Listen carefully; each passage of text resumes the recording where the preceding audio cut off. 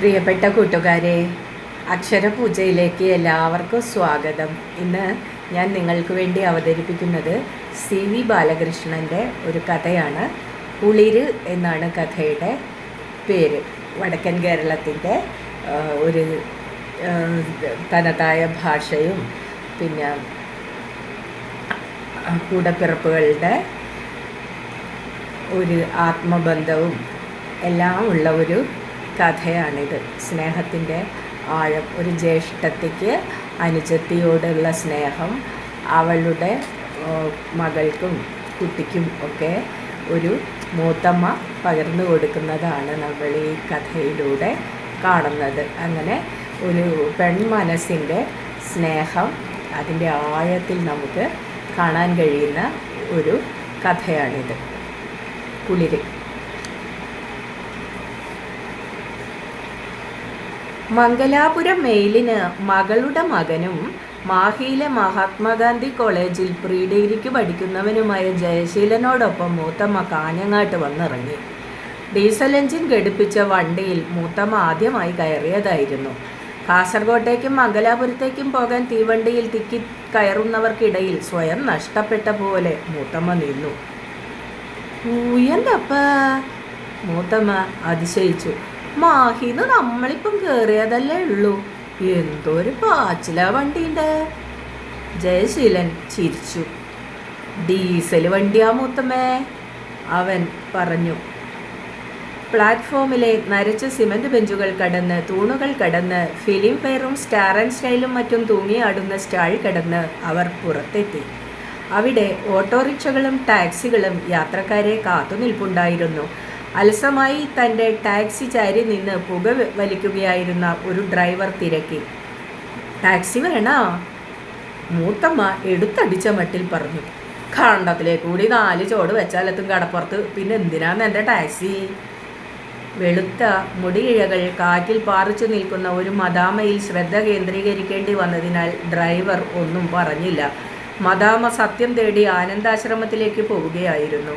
കണ്ണൂരിൽ നിന്ന് വണ്ടിയിൽ കയറിയ അവൾ മൂത്തമ്മയുടെ തൊട്ടടുത്താണ് ഇരുന്നത്. മൂത്തമ്മയ്ക്ക് വലിയ സന്തോഷമായി. കാതിലെ വലിയ തോടുകളിലേക്ക് അവൾ കൗതുകത്തോടെ നോക്കിയപ്പോൾ, നമ്മ മാഹിന്ന് ചയച്ചതാ, ഓരോന്ന് 2 പവനുണ്ട്, മൂത്തമ്മ വിവരിച്ചു. മദാമ മിഴിച്ചു നോക്കി. ഊലിക്ക് തിരിയൂല മൂത്തമ്മേ, ജയശീലൻ പറഞ്ഞു. ഇഞ്ഞു കൊണ്ടാണ്ടിരി, മൂത്തമ്മ പറഞ്ഞു. പൊന്നിൻ്റെ കാര്യം പറഞ്ഞാൽ തിരിയാത്ത പെണ്ണില്ല, ഏത് നാട്ടിൽ നിന്നായിക്കോട്ടെ, അത് തിരി അല്ലേ എന്ന് ചോദിക്കുന്നത് പോലെ മൂത്തമ്മ മദാമയെ നോക്കി. ഉവ്, ശരിയാണ്, മൂത്തമ്മ പറഞ്ഞത് ശരിയാണ്. മദാമ ചിരിച്ചു. ജയശീലൻ പതുക്കെ കണ്ണു ചിമ്മി.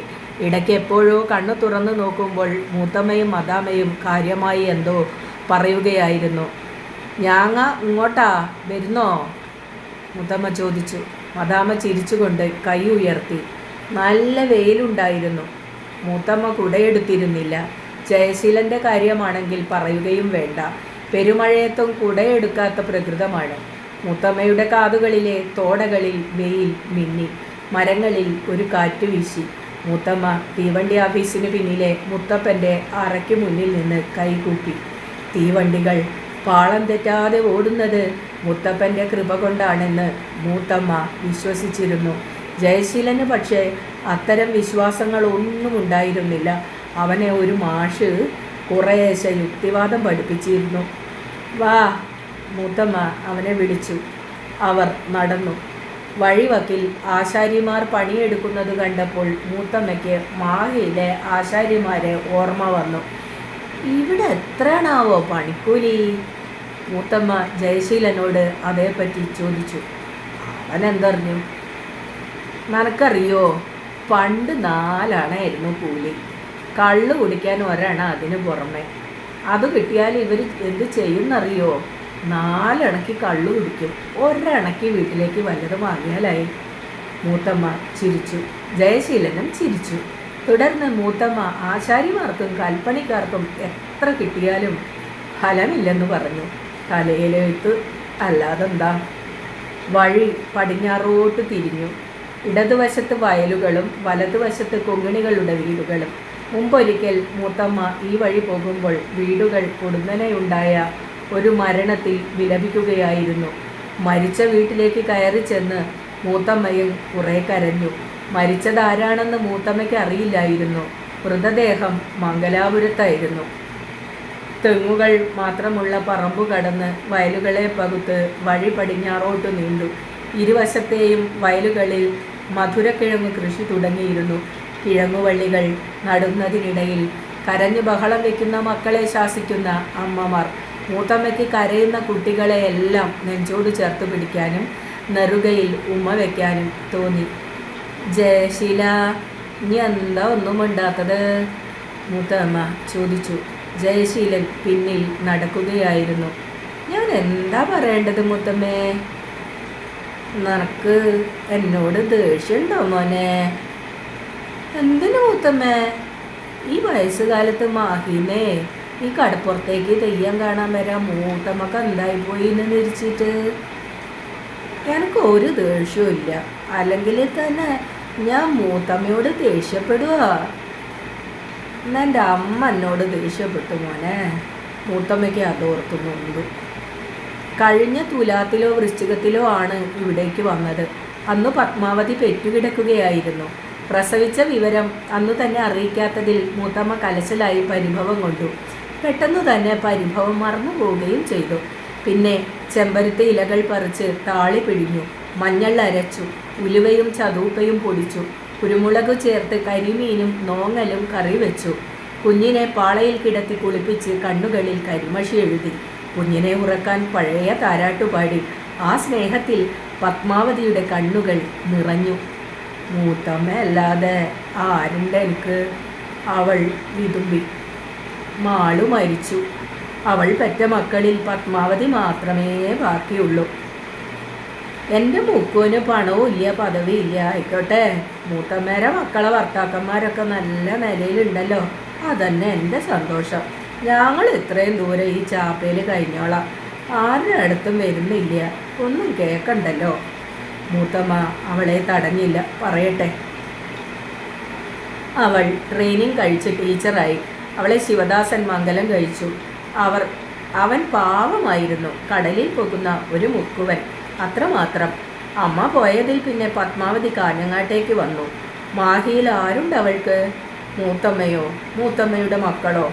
മൂത്തമ്മ പോകരുതെന്ന് അവളോട് പറഞ്ഞിരുന്നു. പക്ഷേ കാഞ്ഞങ്ങാട്ട് താമസമാക്കിയതിന് ശേഷം അവൾ മാഹിയിലേക്ക് വന്നു. പെരുന്നാളിന് വന്നു കയറിയ ഉടനെ സുധർമ്മയും രോഹിണിയും തുടങ്ങി. ഇതെന്ത് സാരി? ഇതുടുത്തോണ്ടാണോ? നീ എന്താണ് വലിയ ടീച്ചറൊക്കെ ആയിട്ട്? അവൾ കഴുത്തിലിട്ട മാല ആരോട് കടം വാങ്ങിയതാണെന്ന് രാധയ്ക്ക് അറിയണം. അവൾ നിന്ന നിൽപ്പിൽ ഉരുകുന്നത് മൂത്തമ്മ കണ്ടു. ഒന്നും മിണ്ടാതിരിക്കേ, മൂത്തമ്മ മക്കളോട് കയർത്തു. നിങ്ങളെ ഇളയമേര മോളല്ലേ ഓള്? മക്കളുടെ നടുവിൽ മൂത്തമ്മ തനിച്ചായിരുന്നു. സുധർമ്മയും രോഹിണിയും കല്യാണം കഴിഞ്ഞ് ഭർത്താക്കന്മാരുടെ വീടുകളിലേക്ക് പോയി. സുധർമ്മ തലശ്ശേരിയിൽ, രോഹിണി ചെറുകല്ലായിൽ, ഹരീന്ദ്രൻ ഭാര്യയോടൊപ്പം പോണ്ടിച്ചേരിയിൽ. വീട് രാധയ്ക്ക്. രാധയുടെ ഭർത്താവിന് സ്വന്തമായി ബോട്ടുണ്ട്. അവർക്കൊന്നും പത്മാവതിയെ ഓർമ്മിക്കാൻ നേരമില്ല. പല പല വ്യഗ്രതയ്ക്കിടയിൽ അവരൊക്കെ അവളെ മറന്നു. എന്നാൽ മൂത്തമ്മ അവളെ എന്നും ഓർത്തു. മൂത്തമ്മ മാത്രം. എന്നിട്ടും മാളു ഒരു രാത്രി വന്ന് കരയുന്ന ശബ്ദത്തിൽ ചോദിച്ചു, "എടത്തിയെ, എൻ്റെ മോളെ മറന്നുല്ലേ?" മൂത്തമ്മ ഞെട്ടി ഉണർന്നു. അന്ന് പിന്നെ മൂത്തമ്മയ്ക്ക് ഉറങ്ങാനായില്ല. ഒരുപാട് നേരം കരഞ്ഞു. പിറ്റേന്ന് പത്മാവതിയുടെ കത്ത് കിട്ടി. വൃശ്ചികം 19-നും 20-നും തെയ്യമാണ്. മൂത്തമ്മ വരുമോ? കാണാൻ കൊതിയാകുന്നു. കുളിരുകാലമാണ്. അമ്മ വെറുതെ ചാടി പുറപ്പെടണ്ട, രാധ പറഞ്ഞു. എനിക്ക് തെയ്യം കാണണം. മൂത്തമ്മ ശടിച്ചു. തെയ്യമെന്താ, ഇതിനു മുമ്പ് കാണാത്തതാണാ? എന്തായാലും ഞാൻ പോവും. ഒറ്റക്കാ? അങ്ങനെയെങ്കിൽ അങ്ങനെ. വയസ്സുകാലത്ത് മറ്റുള്ളവർ പറയുന്നത് കേൾക്കണം. വയസ്സുകാലം നനക്കും ഉണ്ടാവും. നനക്കും എൻ്റെ വയസ്സാവും. അന്നറിയാം. ഈ അമ്മയോട് പറഞ്ഞു ജയിക്കാൻ പറ്റൂല. രാത്രി കിടപ്പുമുറി. എന്നാലൊരു കാര്യം ചെയ്യ്, നീ പോക്കൂടെ? അമ്മയും മകളും കൂടി ഒരു സർക്കിട്ടാക്കി വാ. ഞാനെന്തായാലും പോകൂല, എനിക്ക് അവിടെ ഒന്നും പറ്റൂല. എന്നാൽ പിന്നെ ജയശീലൻ പോകട്ടെ, ഓന് കോളേജില്ലേ? പിന്നെ ഏതോ കടപ്പുറത്ത് തെയ്യം ഉണ്ടെന്നും പറഞ്ഞ് ഇവിടെ കോളേജില്ലാണ്ടിരിക്കുമോ? 2 ദിവസത്തെ പഠിപ്പാൻ പോവുക എന്ന് വിചാരിച്ച അമ്മയെ ഒറ്റയ്ക്ക് പറഞ്ഞയക്കാൻ പറ്റുമോ? ആളുകൾ പറയില്ലേ? നീണ്ട മൗനം, ആലോചന. ജയശീലൻ പോകുമോ? നീ തന്നെ ചോദിക്കുമോ അവനോട്? ഓന് പറ്റുമോ അവിടെ?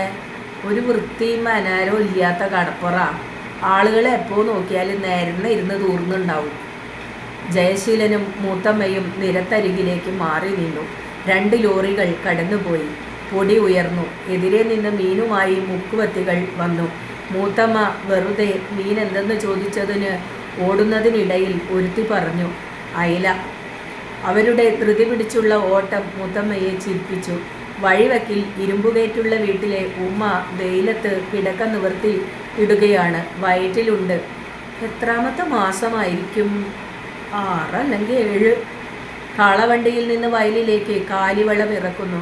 അത് പുകയിലേക്കാണ്. ജയശീല, നമ്മൾ ഏത് വഴിക്കാണ് പോകുന്നത്? കണ്ടത്തിലേക്കൂടിയോ നിരത്തുമ്മലയോ? എനിക്കറിയോ മൂത്തമ്മേ, ഞാൻ ആദ്യമായി വരുന്നതല്ലേ.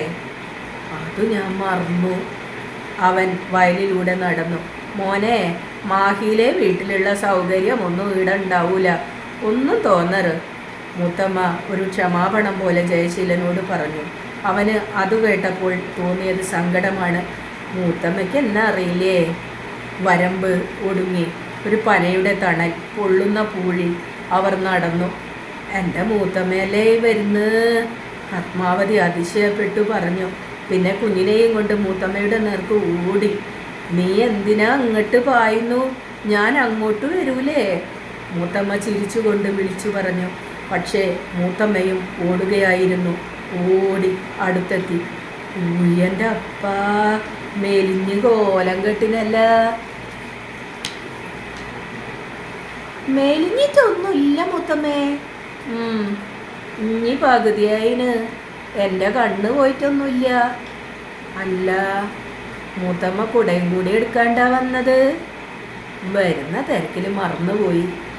ജയശീലന് ഞങ്ങളെയൊക്കെ അറിയോ? അവൻ ചിരിച്ചു. മൂത്തമ്മ പത്മാവതിയുടെ കയ്യിൽ നിന്ന് കുഞ്ഞിനെ വാങ്ങി. അതിന് 2-3 ദിവസമായി നല്ല സുഖമില്ല. ഇത് കണ്ടമാന ആശുപത്രിയിലെ മരുന്നൊന്നും കുടിപ്പിക്കണ്ട. അവർ വീടിനു നേരെ നീങ്ങി. ഇറയത്തെ കയറ്റുകട്ടിലിൽ പത്മാവതിയുടെ അച്ഛൻ എഴുന്നേറ്റിരുന്നു.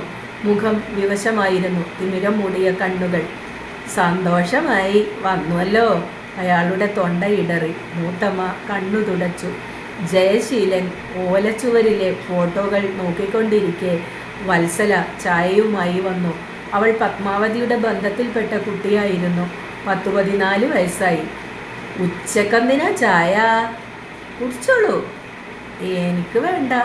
അവളുടെ മുഖം പെട്ടെന്ന് മ്ലാനമായി. ജയശീലന് അത് കാണാതിരിക്കാനായില്ല. അവൻ ചായയ്ക്ക് കൈനീട്ടിയപ്പോൾ അവൾ അതേപോലെ നൊടിയിടയിൽ തെളിഞ്ഞു. മധുര കുറവാണോ? അല്ല. അവൾ ചിരിച്ചു. കിണറ്റിൻകരയിൽ വാഴകൾ കാറ്റിൽ ഉലഞ്ഞു. കടൽക്കാറ്റ് വീശുകയായിരുന്നു. വെളിപ്പാടകലെ കടൽ. കരയിൽ നിന്ന് ഒട്ടുമാറി അങ്കുരമിട്ടു നിൽക്കുന്ന ബോട്ടുകൾ.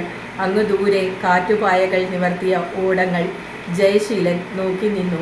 മൂത്തമ്മ വീട്ടിലിരുന്ന് വിശേഷങ്ങൾ പറഞ്ഞു. പത്മാവതിയുടെ ഇളയ കുഞ്ഞ് മൂത്തമ്മയുടെ മടിയിൽ കിടന്നു. മൂത്ത മകൻ ഷാജി മൂത്തമ്മയോട് ചേർന്ന് നിന്ന് കാതിലെ തൊടയിൽ തൊട്ടു. മൂത്തമ്മ പറഞ്ഞുകൊണ്ടിരുന്നത് ഹരീന്ദ്രൻ്റെ കൂടെ പോണ്ടിച്ചേരിയിലേക്ക് പോയ കാര്യമായിരുന്നു. അവിടെ എത്തി 2 ദിവസം കഴിഞ്ഞതും മൂത്തമ്മയ്ക്ക് മടങ്ങാൻ ധൃതിയായി. മൂത്തമ്മയ്ക്ക് സദാ ശ്വാസം മുട്ടുന്നതുപോലെയായി. താൻ പോണ്ടിച്ചേരിയിൽ വെച്ച് മരിച്ചു പോകുമെന്ന് മൂത്തമ്മ ഭയന്നു. എനിക്ക് പോകണം. മൂത്തമ്മ മുറവിളി കൂട്ടി. മാഹിയിലെ മണ്ണിൽ തന്നെ ചാവണം എനിക്ക്. മാഹിയിൽ തിരിച്ചെത്തിയപ്പോഴാണ് ശ്വാസം നേരെ വീണത്. മരണത്തെക്കുറിച്ചുള്ള പേടി അതോടെ അകന്നു പോവുകയും ചെയ്തു. ശിവദാസേട്ടൻ വരുന്നുണ്ട്, വത്സല പറഞ്ഞു. കടലിൻ്റെ മണവുമായി ശിവദാസൻ വന്നു. ഉടലിൽ അങ്ങിങ്ങ് മീൻ ചെതുമ്പലുകൾ. മൂത്തമ്മയെ കണ്ടതോടെ ക്ഷീണവും ദാഹവും മറന്നു. മൂത്തമ്മ മനസ്സിൽ പറഞ്ഞു, ഇത്രേ നല്ലൊരുത്തനെ എൻ്റെ മക്കൾക്കൊന്നും കിട്ടിയില്ല. ശിവദാസൻ തെളിഞ്ഞ ചിരിയോടെ മുത്തമ്മയുടെ നേർക്ക് നടക്കുകയായിരുന്നു. അടുപ്പിനു മീതെ മൺചട്ടിയിൽ അയില വെന്തു. ശിവദാസൻ കടപ്പുറത്തേക്ക് പോയി പൊരിക്കാനായി അയക്കൂറ കൊണ്ടുവന്നു. ഊണിൻ്റെ നേരമായപ്പോൾ ശിവദാസൻ്റെ അച്ഛൻ എങ്ങു നിന്നോ വടിയും കുത്തി വന്നു. ഊണ് കഴിഞ്ഞ് എല്ലാവരും വർത്തമാനം പറയാനിരുന്നു. വെയിൽ മാഞ്ഞു. തെങ്ങുകൾക്കിടയിലിരുന്ന് മലയന്മാർ തളിരോലകൾ മുറിച്ചു. നോക്കിയിരിക്കെ ഇരുട്ടു പരന്നു. പരദേവതയുടെ തോറ്റമുറഞ്ഞു. ചെണ്ടകൾ മുഴങ്ങി. എനിക്കും മോൾക്കും ഉറങ്ങാൻ പായ വിരിക്കണേ, മുത്തമ്മ ഊണ് കഴിഞ്ഞ് ഇറയത്ത് കാലും നീട്ടിയിരുന്ന് പറഞ്ഞു. അത് കേട്ട് ജയശീലന് ആശ്ചര്യമായി. തെയ്യം കാണാൻ മാഹിനെ വന്നിട്ട് മുത്തമ്മ എന്താ ഇപ്പോൾ ഉറങ്ങാൻ പോവുക? ഇനി പോയി കാണ്, ഞാൻ എൻ്റെ മോളെയും പറ്റി പിടിച്ച് ഇവിടെ ഉറങ്ങുക, മുത്തമ്മ പറഞ്ഞു. മറ്റുള്ളവരെല്ലാം തെയ്യത്തിന് പോയപ്പോൾ മൂത്തമ്മ കുഞ്ഞിനെ ചേർത്ത് പിടിച്ചു കിടന്നു. നല്ല കുളിര്. മൂത്തമ്മ ഉറങ്ങി. വളരെ പ്രസന്നമായ അതീവ ലളിതമായ ഹൃദ്യമായ ഒരു കഥയാണിത്. അതിൻ്റെ ഭാഷ, അതിലെ ബന്ധങ്ങളുടെ തെളിമ ഒക്കെ വെച്ച് നോക്കുമ്പോൾ അത് ഒരേ സമയം തന്നെ അതീവ ലളിതമാകുന്നത് പോലെ തന്നെ സങ്കീർണവുമായി മാറുകയാണ്. നമുക്ക് അന്യം നിന്നു പോകുന്ന നന്മയുടെ ചില കുളിരുകൾ നമുക്ക് അനുഭവിക്കാനാവുകയാണ് ഈ കഥയിലൂടെ.